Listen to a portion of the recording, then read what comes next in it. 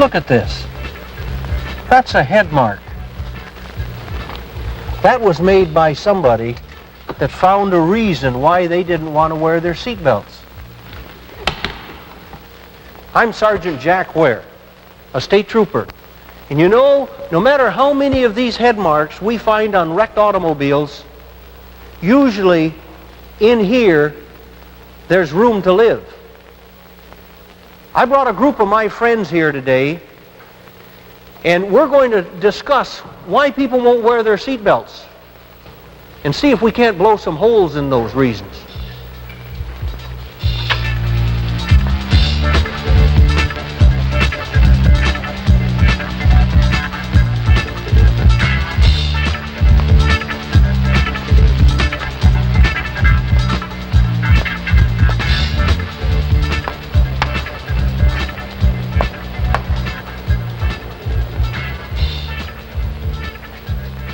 Hi, everybody. Thanks for coming. You know, every year in the United States, we kill 50,000 people. 50,000 in automobile accidents. I don't know whether you relate to 50,000 or not, but that's a college football stadium filled to the brim. That's an enormous amount of people, and you know they're no different than you and I. But one day, they got in their automobile, and they backed out of their driveway, and they went someplace, and they never came home. 50,000 people every year. That doesn't have to happen if we could convince people to wear their seatbelts. You know, there's so many reasons why people won't wear their seatbelts. I've heard it over and over again. The best one I've heard usually comes from fellas. They say, "Hey, did you see my car? Wasn't it a mess? Boy, I'm lucky I got thrown out of that thing. The policeman told me if I'd have been in that, I'd have been dead." Hey, you know what? That policeman needs a good swift kick. How does he know? Is he all of a sudden playing God? Hey, do you know what I can tell you about being thrown out of the car at the scene of an accident? That's the #1 killer. If you want to die in an automobile accident, get thrown out of the car. Hey, get the picture. Bang, you have an accident. You're flying through the air like a great big bird. No. You always want to do that. Hit your head on the telephone pole. It smarts. Gives you a headache. Or better yet, bang, the cars come together and out the door you go, hoo, hoo, hoo, hoo. You're sliding down the pavement. You know, no seat left in your britches by the time you get to those little white sharp stones on the shoulder. Hey, we can always find you after that, though, because we got a bloody smear going on down into the ditch, over that little grassy bank, and down into about that much water. Hey, and you're down there and you're sitting there. Boy, am I lucky. Never mind you're sitting on a broken beer bottle. And you look up and here comes a friend of yours. Your friend? It's your car. Says, "Move over, Charlie, I want to get in a ditch with you." Hey, people, you don't have to be a genius to know that if you get thrown out of the car at the scene of an accident, you're going to go in the direction of the force. What direction's your car going to come? Same direction, unless something stops it. Hey, today you're lucky. Your car hit, bang, stayed right there, and away you went down the road. But hey, here comes an 18-wheeler. And he sees all of this thing happening in front of him, and he sees this bundle coming down the road at him. He said, "Hey, what's that?" And he dodges it with the right side of the truck, but the left side goes thump, thump, thump, thump, thump. Guess what that was? You. People, you gotta stay in that automobile to live. Fasten down. Hey, don't take my word for it. Go to the junkyard. You know where the junkyard is in your area. Go there. Look at the cars in that junkyard. They're smashed here, here, here, here, here, here, here, here. The roofs are caved in. The windows are gone. But hey, in 99 100ths, hey, that sounds like an Ivory Soap commercial. This area right in here is intact. There's room to live in there. Don't take my word for it. Look yourself. There's room to live. Hey, you know, people, our astronauts go up in the air at 25,000 miles an hour. Now, I don't relate to 25,000 miles an hour, but when they're sitting up here in their space capsule, and all of a sudden somebody touches a match to this thing, away it goes. And it gains hundreds of miles per hour. Before these guys can become astronauts, they have to be able to stand 7 Gs. The gravitational pull of the Earth, as this thing is accelerating, there's a tremendous force on their body. 7 Gs. You know what 7 Gs does to them? Stretches their mouth clear out to here. Flattens their nose on their face, pushes their eyeballs back in the socket, rolls their forehead back, wads their face up. It's doing the same thing to the rest of their body. They can't take a deep breath like that. They have to pant like a dog. Their heart can hardly beat. It's just working under tremendous pressure to keep blood moving. That's 7 Gs. Are you with me? A car traveling 35 miles an hour. Now that's bicycle speed. Car traveling 35 miles an hour, hitting a tree, the back of a stopped truck, a driveway culvert, a bridge abutment, at 35 miles an hour exerts between 200 and 300 Gs on everything in that car. 200 to 300 Gs, and our astronauts can stand 7 Gs, and it stretches them all out of shape. Now, the only reason that you can live through that at all is because it takes place. You hear the crack of my hand? It takes place that quick. 200 to 300 Gs are applied and they're gone. If you had to stay in that force field for 5 seconds, 1001, 1002, 1003, 1004, 1005, you know the best way I can describe what would happen to you? Throw a snowball up against that wall. And somebody says, hey, I don't need a seatbelt on. You know, it's amazing why people think that that force is taking place outside and doing all of that destruction, and it isn't happening inside. Look at the outside of that car. Now your bumper is cleared back here around by your rear tire. The motor is upside down underneath the driver's seat. That shiny red fender that you waxed all last Saturday, hey, it's wadded up over here like a paper ball. Hey, come on, people, go for a ride with me a minute. Come on. Hey, this is my friend Harry. Nice guy. Hey, gals, you like him? He cute. Hey, blonde hair, got a couple of dimples here. Hey, Harry, where are we going? Oh, the beach? Okay. God, I don't need those seatbelts on. Okay, I'm ready. Hey, you see that stop sign? Oh, nobody coming? All right. All right. Whee! Wow. I think I locked my door. Whee! What'll I do if we have an accident? You ever thought about that when you're riding down the road in a car? What'll I do if we have an accident? Oh, I know. I'll throw up my feet and catch myself. You know what happens? You throw up your feet and catch yourself? Swallow your kneecap. Or if you don't swallow your kneecap, you bite it in half. And in the process, you knock half your teeth down your throat. So for the rest of your life, or oh, Superman, he says, hey, man, I lift weights. Man, I can put 350 pounds up there. Pull-ups, with one hand. Hey, I can do them. Push-ups, you count them. Which hand you want me to do? Put him in the car. What'll I do if I have an accident? Oh, I'm going to throw my hand right out here. Man, I got a grip. Oh, what are you going to do with that hand? I'll stick it in my pocket. I don't even need it. Well, I got it. I might as well use it. I'm going to stick it. No, I won't either. I'm going to grab a hold up here. Understand they mash their brains out on that thing. Man, I got a grip. Hey, guys, you think you can do that? I'll tell you what. Tonight when you go home, take your wife. Get a stepladder and put her up on the garage roof. And then get around the end of the garage and say, come on, Harriet, jump. I'll catch you. She going to do it. Ah, hey, you're liable to hurt her. Have your son Freddie take a 100-pound bag of cement up there. Drop it, Fred. Hey, don't get under the bag. But I have got a test you can do. Put on a pair of shorts and a pair of tennis shoes and go out in your backyard. Get way back in the shrubbery because your neighbors are going to think you're nuts. And look at the back of your house and pick a spot where there's no windows and put an imaginary X up there. And then when you think nobody's looking, just start running just as fast as you can. And when you get to the back of the house, throw your hands up and catch yourself.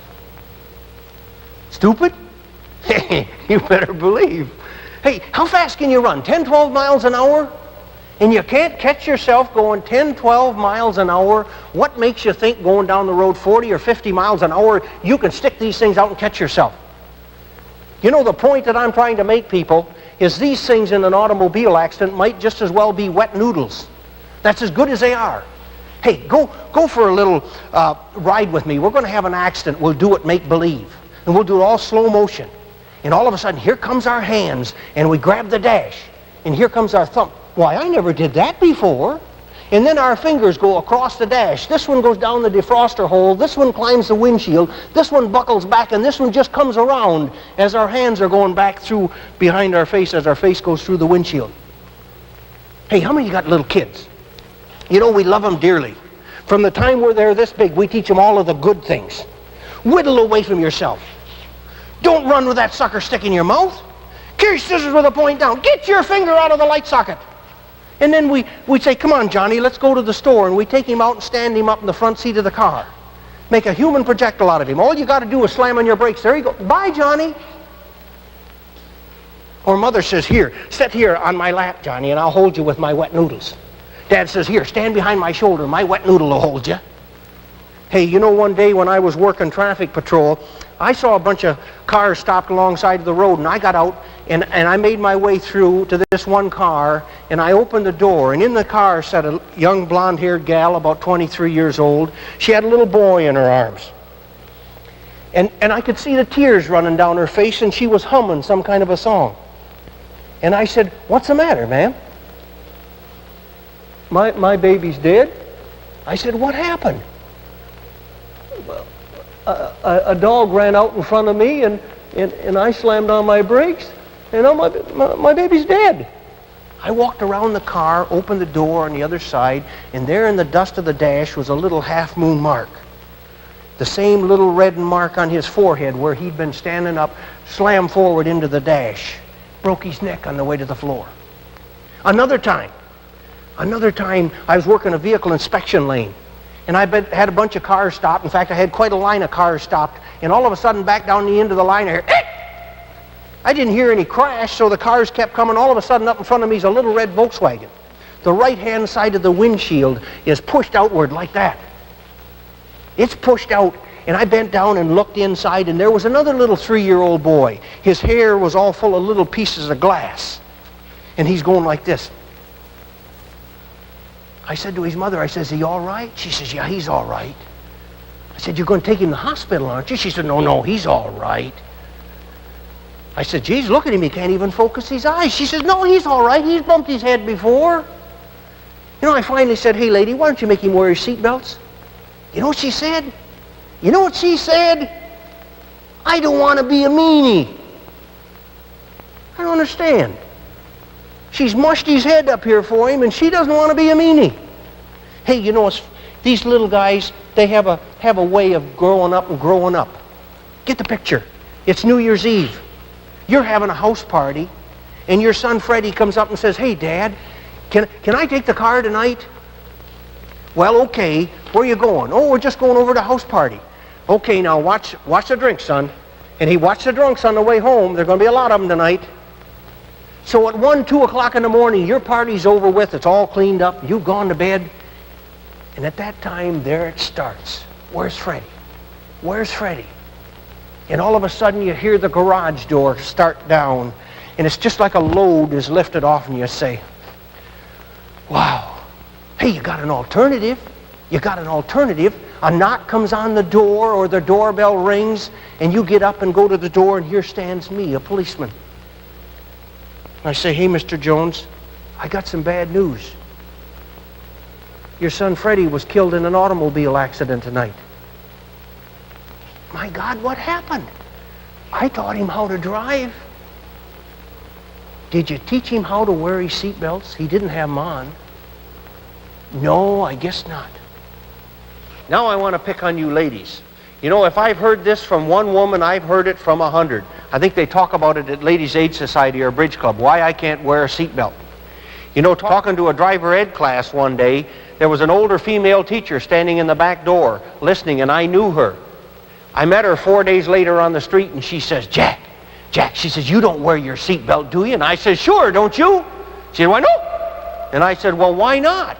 Why, she said, what if I was involved in an accident and I was knocked unconscious and my car caught a fire, I couldn't get out? What if I was involved in an accident and I was knocked unconscious and my car caught a fire, I couldn't get out? I said to her, hey, how many unconscious people you ever seen walking around the scene of an accident?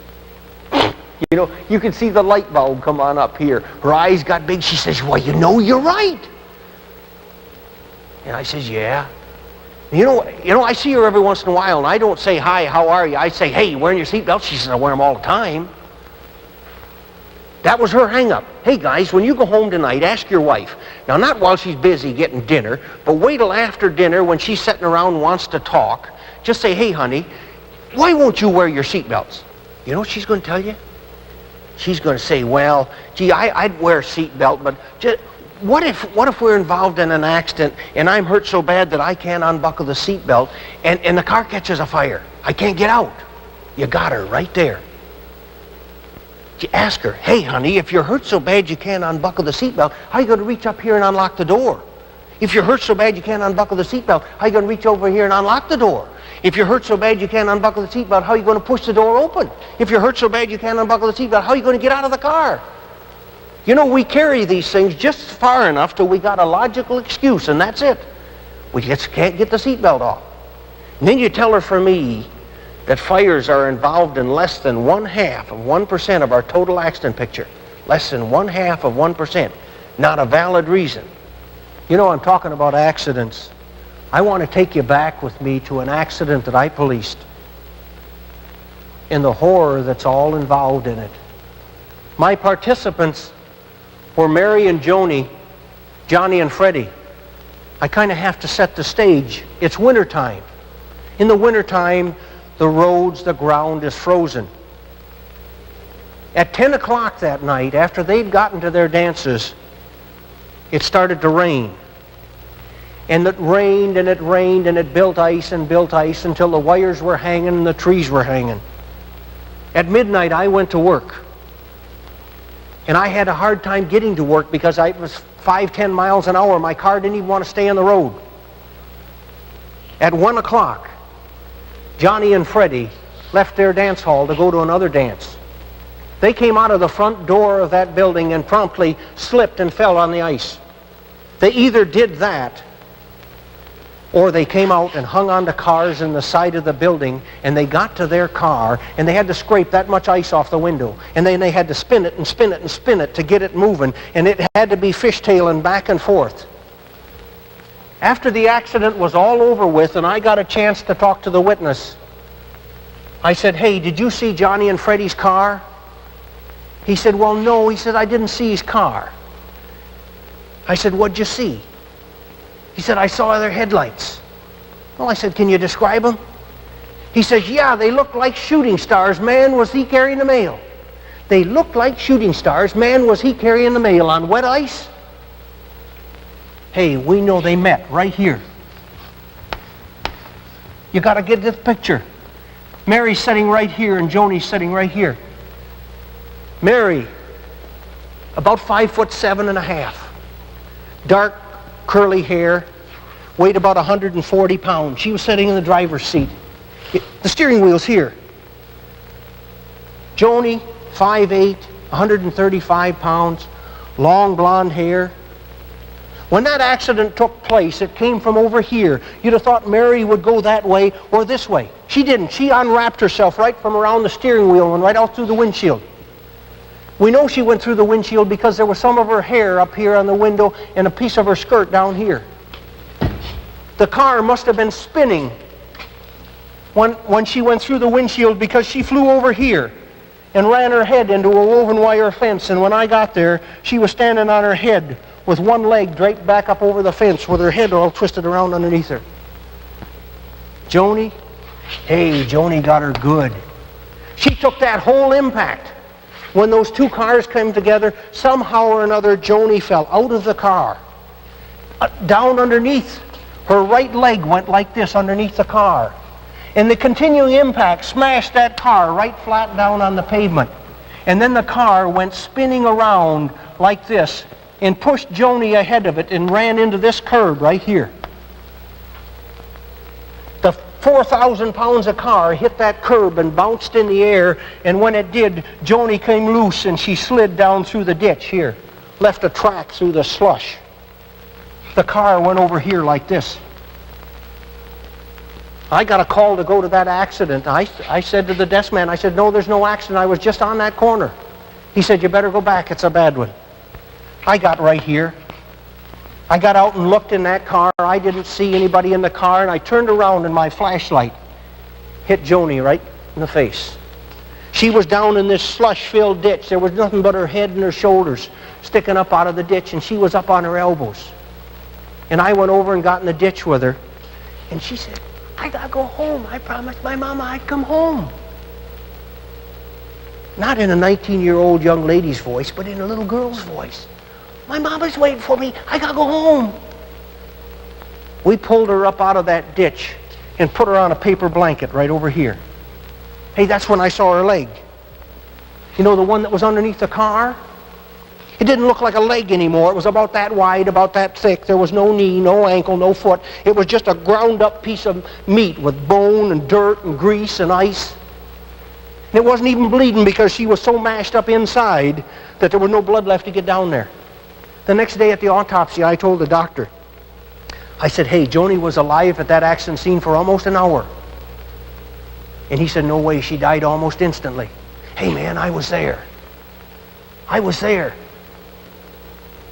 When we put her in the ambulance and closed the ambulance doors, she was still trying to get up off the stretcher saying, I gotta go home, I promised my mama. Johnny and Freddie, Johnny got a cut. Right here, it bled down about the palm of his hand.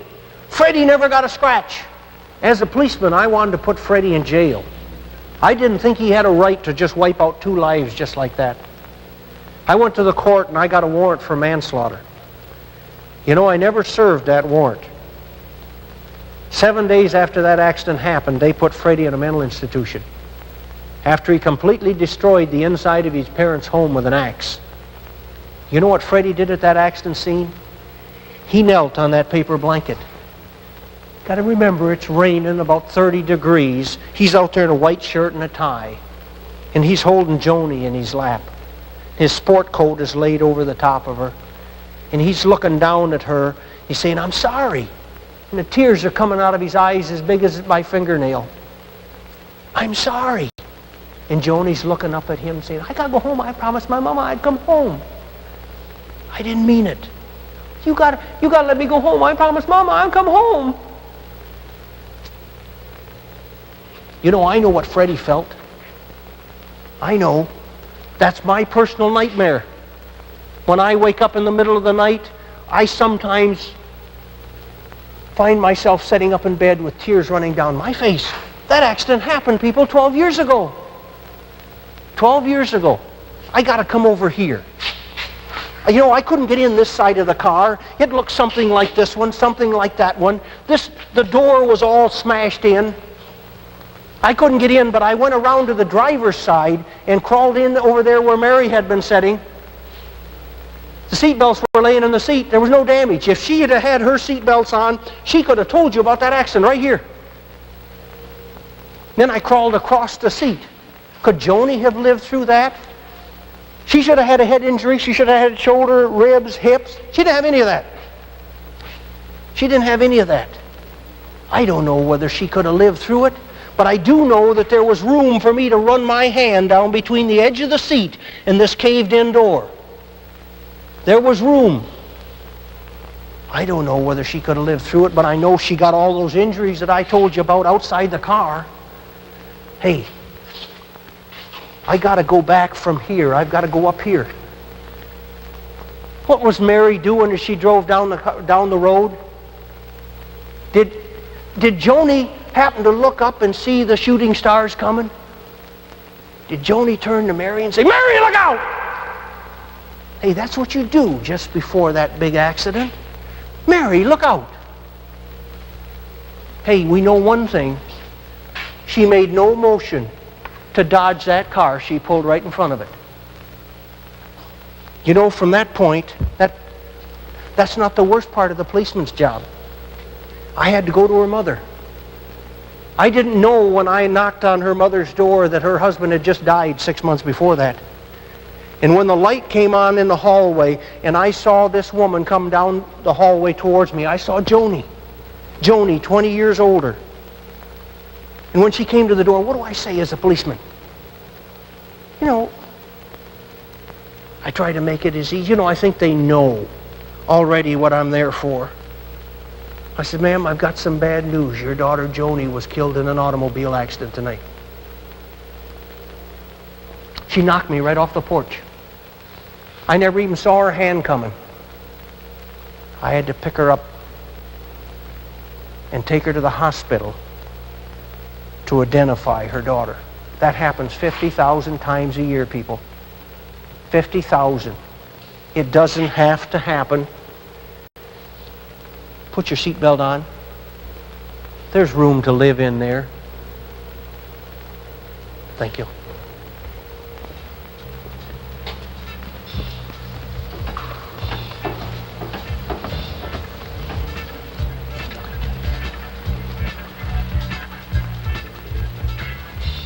You know, I'd like to leave you with one final comment. With 23 years as a state trooper, I never unbuckled a dead man from a car.